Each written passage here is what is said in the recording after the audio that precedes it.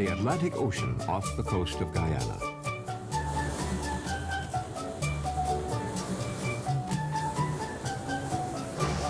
A trawler's net goes down into the water of South America's continental shelf. The trawler is one of a fleet of highly specialized, often foreign-owned craft. They are small but modern vessels with powerful engines and refrigerated holds.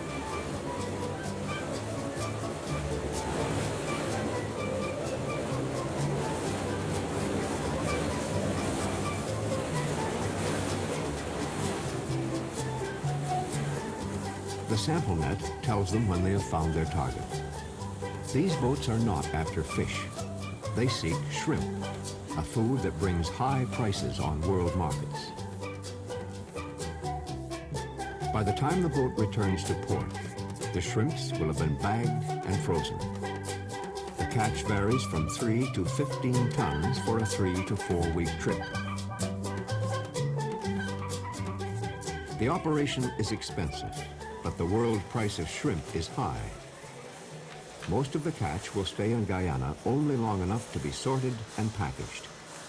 It is destined for the lucrative export markets.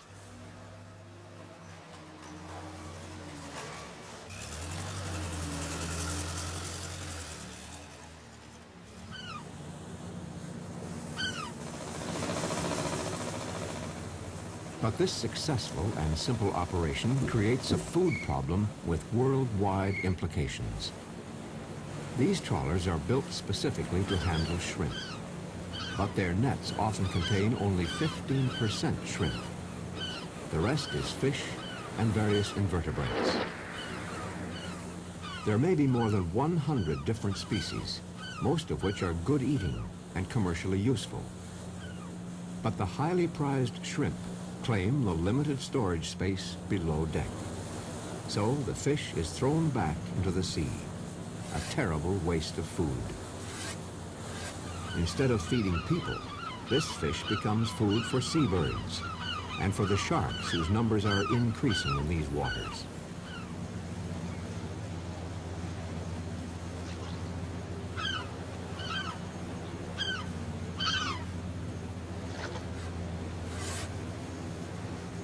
Every year, 200,000 tons of this edible protein is thrown overboard by trawlermen off the Guyanas.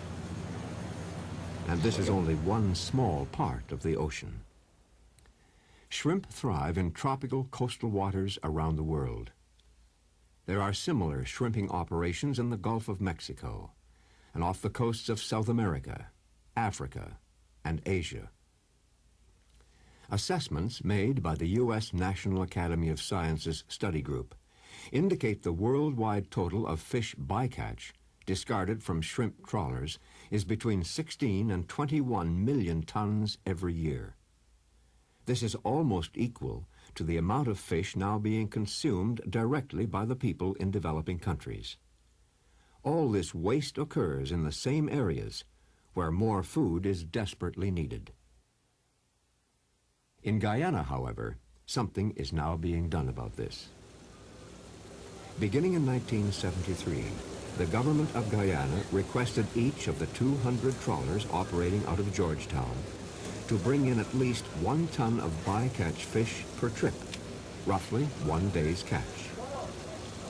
In 1978, this was increased to 2 tons.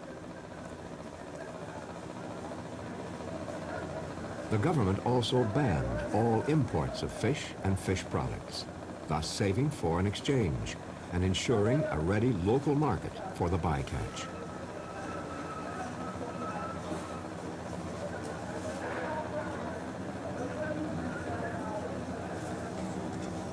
And the International Development Research Center, a publicly funded Canadian organization, was asked to help the Guyana State Corporation develop ways to utilize this food resource.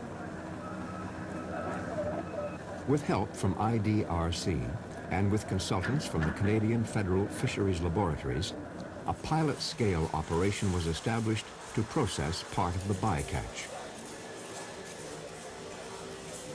The processing center provides regular employment for more than 100 local people.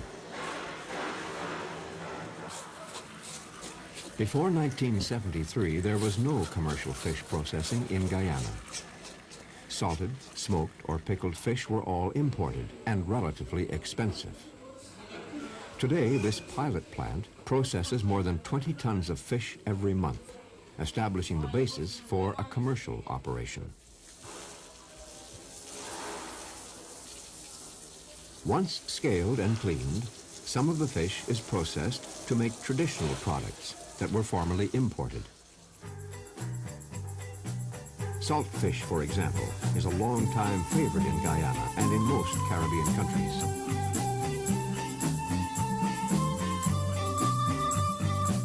The simplest and cheapest way to dry the fish is to spread them on racks in the sun, though a large indoor dryer is used in wet weather.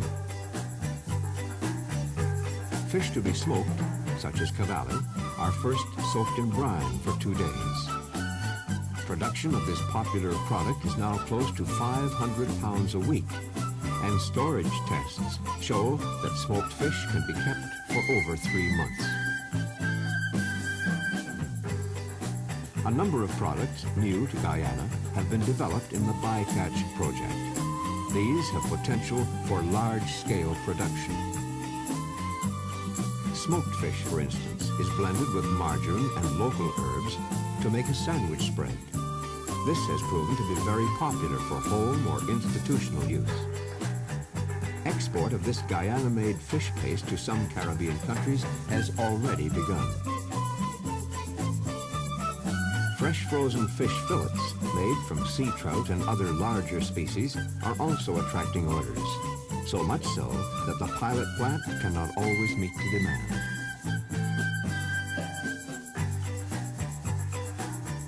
Equally popular are frozen whole dressed fish. These are sold to local markets and street vendors and are in demand by many Caribbean countries.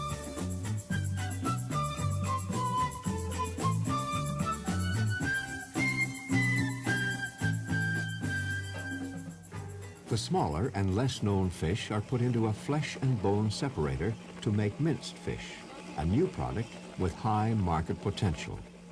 The waste from this process can be included in meal for livestock feed.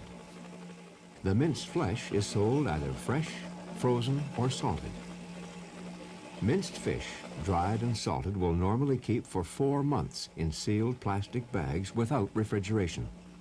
It is ideal for shipping to remote inland communities. Sharks are a menace to both man and the fish he needs. But those that find their way into the nets are put to good use. Names are an important factor in marketing the bycatch successfully. Shark flesh, salted or smoked, sells very well under the name of white flake. Shark fin is an export product highly prized throughout the world for Chinese cooking. And shark skin is a valuable leather. Shredded shark fin is just one of the more unusual specialty products developed from the bycatch. Others, made on an experimental scale, include fish jam, pickled fish, even fish sausages. Smoked fish, which is popular in traditional cooking, keeps well and is an important source of protein, especially for the rural and interior people of Guyana. These relatively remote areas had previously depended entirely on expensive imported supplies. The bycatch project now provides most of their smoked fish.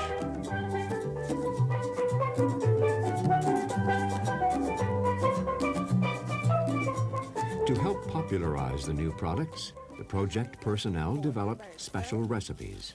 And after coating, you'll have to shake it off to get rid of the excessive breadcrumbs, right? These recipes are distributed during cooking demonstrations and tastings at rural fairs and exhibitions.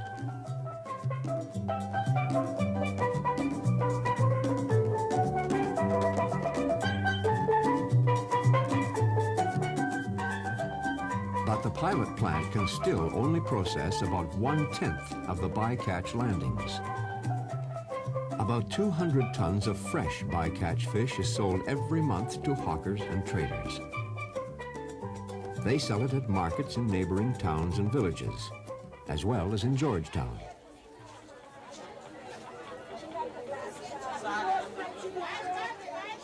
The increasing demand for fresh fish is stimulating the development of the fishing industry in Guyana, and there's room for further growth. Now, where are we going, and what are we hoping to achieve by this? We are hoping that maybe someday we will be able to collect a larger quantity of this fish, which is caught as the incidental catch of the shrimp trawlers.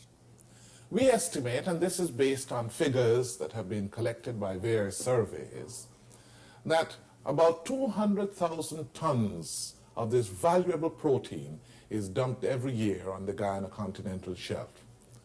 And all we are thinking about is maybe harvesting just a third of this amount.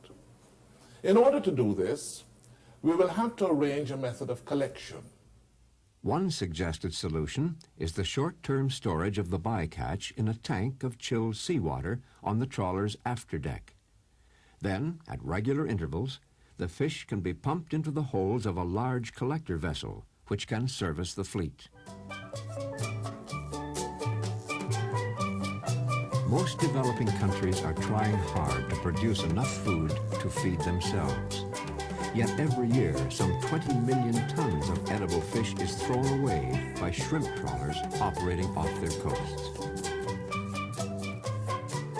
By saving this bycatch, the supply of fish to these countries will be doubled. The pilot project in Guyana is showing a way to this worldwide goal.